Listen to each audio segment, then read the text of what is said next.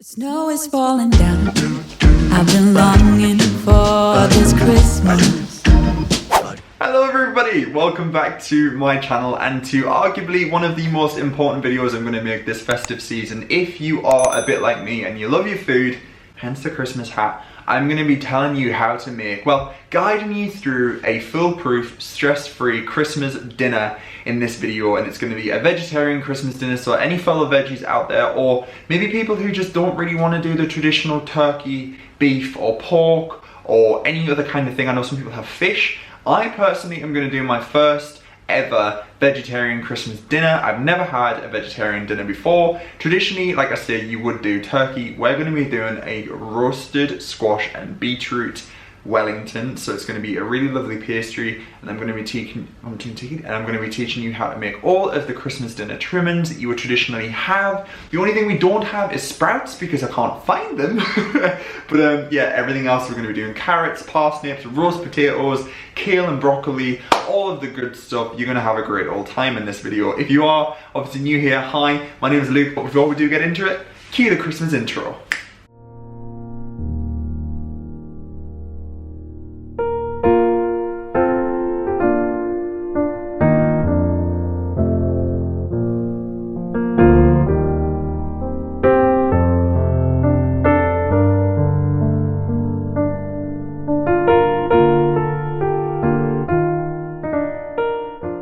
So this is all you are going to need. This is going to feed two. The Wellington's actually going to be really big, so that will feed a family of four, no problem. All of the veg, if you're making more veg, you can make it for more people. I'm going to leave you a comprehensive guide down below, written, and also a list of ingredients, so you can fully stock up for Christmas if you do want to make this for the big day, which is fast approaching. So, as this is a butternut squash Wellington with beetroot, you're going to need some beetroot. You can of course buy this from the jar if you'd like, but we're going to roast it, so we're using fresh.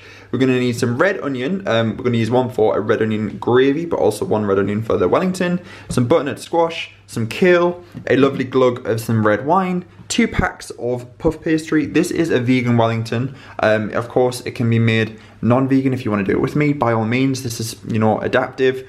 We're going to need some vegetable stock, some chestnuts, some Portobello mushrooms. We're also going to need some honey. Again, you can use agave nectar, maple syrup, or honey. We need some thyme, some bay leaves, English mustard, some flaked almonds. You're also going to need some broccoli, parsnips, carrots, and these potatoes, which are Morris Piper potatoes, which make the best roast potatoes. I don't know if I've already said this, but a whole bulb of garlic as well is good. And of course, it wouldn't be Christmas without some red cranberry sauce. So yeah, that is everything. So in around, I'd say 2 hours, we're going to settle down and have a wonderful Christmas dinner. Okay, so we're first going to start off by peeling our veg. So Zara is starting with the parsnips. Again, you don't have to peel your carrots and parsnips if you don't like to, but we just prefer to do it. Then I'm going to start with roasting some chestnuts. So a really good way to get the skins off is just to cut the tops with a little cross, pop them into a dry roasting tin in around 180-degree oven, and you need to roast them for around 20 minutes. So while Zara had peeled the veg, I was going to chop up the potatoes. Now, a really good tip is to cut them at an angle of different sizes, just so it increases the surface area when they cook later and you get some nice, gorgeous, crispy edges. That's a top tip. And then I just top and tailed the parsnips, cut them in half and then half again. You can remove the woody bit in the inside, but I quite like it. I think it gives it quite a nice texture. So yeah, just cut those into quarters. And then into a very large pan, I added in the chopped parsnips, chopped potatoes, and then I also added in the carrots. Again, just did the same with the parsnips, just topped and tailed them, cut them in half and then half again. You don't have to do your carrots like this, you can do them however you like, boil them, steam them. I just like them roasted. So I popped that in a big pan, added a lot of boiling water, so covered all of the veg, and they're going to cook at different times, but I'll come back to that a bit later on. So yeah, just popping the gas on, and you just want to bring them to the boil. Now let's talk about roasting tins. We've got a lot going on as it is a Christmas roast. We've got some for the veg, some for the parsnips, some for the potatoes, and obviously a tray for the Wellington. So let's make a start on the Wellington. You're going to want to top and tail your butternut squash and just peel it to remove all of the skin. Then you want to half it down the middle with a sharp knife and scoop out the insides. You don't have to throw away the seeds, you can roast those as well. And then you want to half your butternut squash and chop that into smallish chunks, around 1 centimetre squared, and pop that into a high-sided roasting tin. Then you want to grab a red onion, just remove the top and tail of that, peel it and then cut that into like chunks, like quarters. Add that into your tin. Now it's time to make a start on your beetroot. Now, of course, you can buy a beetroot out of the jar. You can also wear gloves if you want to do that without your hands looking like you've killed someone. But just peel the skin off of it and then cut the beetroot up into chunks as well. And then it's time to add some garlic. So I added 5 cloves of garlic, kept the skin on to stop it from burning. And then I used some dried thyme. If you've got fresh thyme, perfect, pop that in. A good drizzle of some olive oil. All the measurements will be left down below. I've seasoned it with some cracked black pepper and some salt. By that time your chestnuts will be done in the oven, so you can take the chestnuts out and put your roasted veg in. Now the veg needs to roast for around 40 minutes, so you want to pop it in for around 40 to 45 minutes and then check it. By that time as well, your carrots need to come out as well as your parsnips. Keep the potatoes in to cook for a little longer, but just add those into a roasting tray. This one is like a ceramic one. I like to pop some thyme on my parsnips and carrots as well, and then pop some salt and pepper on them too. So as I said, the chestnuts will be nice and roasted. Just pop them into a tea towel just to cool down. And then what I do is pull the tea towel into 4 corners and then squeeze the end and kind of just crush the chestnuts. This just makes the skins come off a little bit easier and makes removing them a hell of a lot easier when you pop them into your food processor, which is what we're doing now. So you just want to get rid of all of the skins and pop the whole chestnuts directly in. If you don't have a food processor, don't worry, you can just use a knife and just chop them up really finely, but the processor just makes it easier. By that time, your roasted potatoes, well, pre-roasted potatoes, the parboiled, will be done. Don't boil them too much. But what is a really important tip is put them in a colander or sieve and let them steam. This just makes them extra fluffy. So once you've got rid of all the skins on your chestnuts, add in your portobello mushrooms and blitz that all together. Again, you can use a really sharp knife or a grater. You just want it to be fairly fine.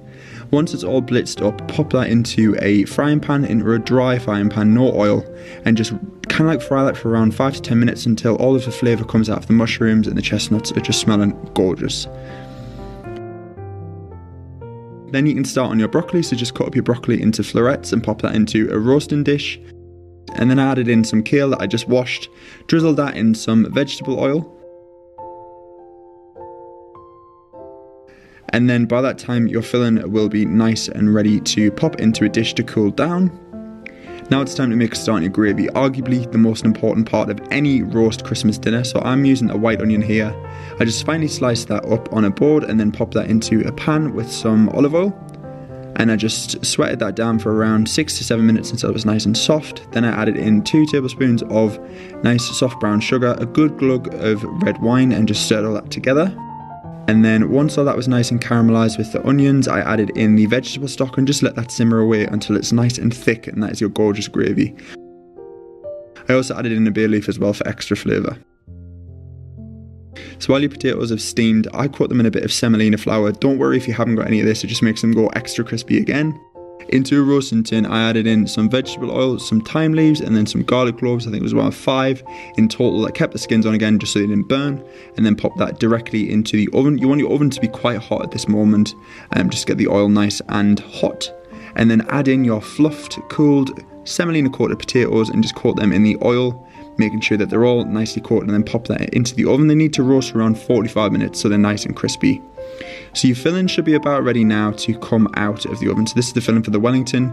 Bring the potatoes up to the top rack and really crank up your temperature just to get them nice and crispy. And again, you just want to start on the kale. So this is actually going to go into the Wellington. So you just want to boil the kale for around 2 to 3 minutes. In the meantime, line a colander with some kitchen paper and just scoop out the roasted veg. Also your roasted garlic, don't throw that away. Pop that into the mushroom and chestnut filling, just stir all that together. Also you can prep your glaze for your parsnips and carrots, so pop some honey in a ramekin and stir in some mustard powder. This is like a honey and mustard glaze. If you want to make this completely vegan, you can use agave nectar or maple syrup. And now pop your parsnips and carrots into the oven with your potatoes and take out your kale, and this will be essentially all of the contents of your Wellington. So like I say, I'm using pre-bought and pre-made puff pastry, but you can make your own. So you just want to roll it out, line it with your roasted chestnut and mushroom filling, and then pop your parboiled kale on top. This is kind of like the base of the Wellington. So traditionally this would be where you add your steak or your beef, but we're using our roasted beetroot and squash. So add as much or as little filling as you'd like with those onions. It is just a joy to eat, trust me. Also, while you're doing that, you can add in your broccoli and kale into the oven too, so that's all ready to roast. Top it with your secondary piece of puff pastry so that forms the lid. Kind of like fold it all in on itself as well, so it all is like encased inside. Transfer that to a flat baking tray. Just tuck it all in to make sure it's resembling some form of a Wellington. You can trim off some excess pastry and then just using a fork, just crimp the outside. You can do a fancy design if you want. And then I'm just brushing the top with some plant-based milk just to make it go golden brown when it's in the oven. And then using a knife, just score the top, just allowing some steam to come out. That's the last thing that wants to go into the oven. That needs to roast around half an hour.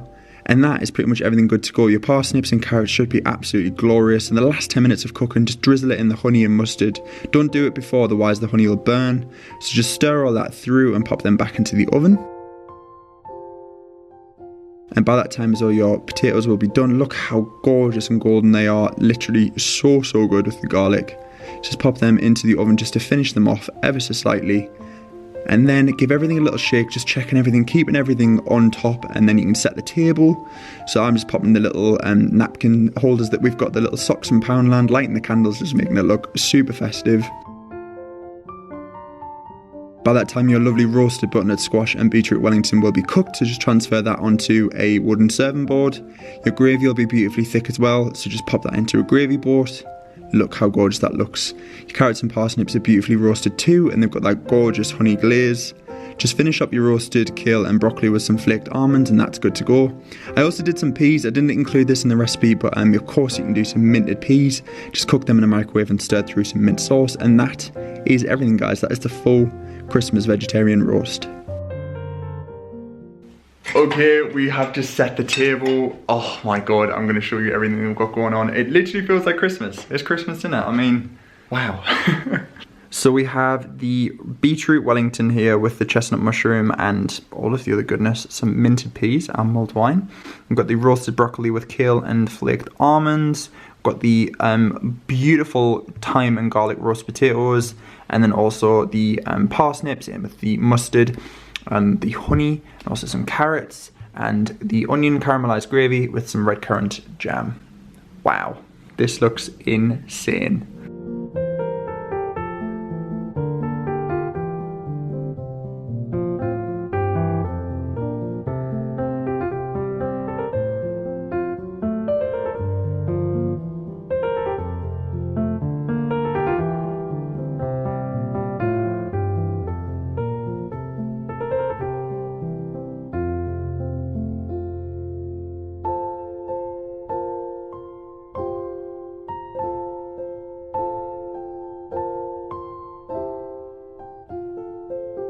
Right, we're going to go in for the taste tests. Here we go. We've got the napkins at the ready. I'm going in for some of the filling for the Wellington. That's the thing I'm most nervous about because I've never made this before.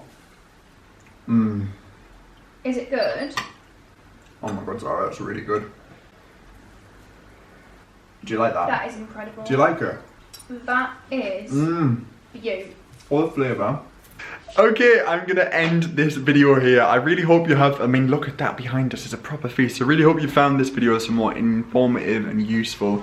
I would go as far as saying that Christmas dinner was, hand on heart, probably one of the best I've had. And yeah. Like, I think sometimes, maybe I haven't had good turkey. Like, I've had nice cooked meat, but that was delicious and I feel so full. My goodness, if you really have enjoyed it, don't forget to give it a thumbs up. Let me know if you've got any Christmas dinner traditions down below. Don't forget to click subscribe and I'll catch you all very soon. Bye for now.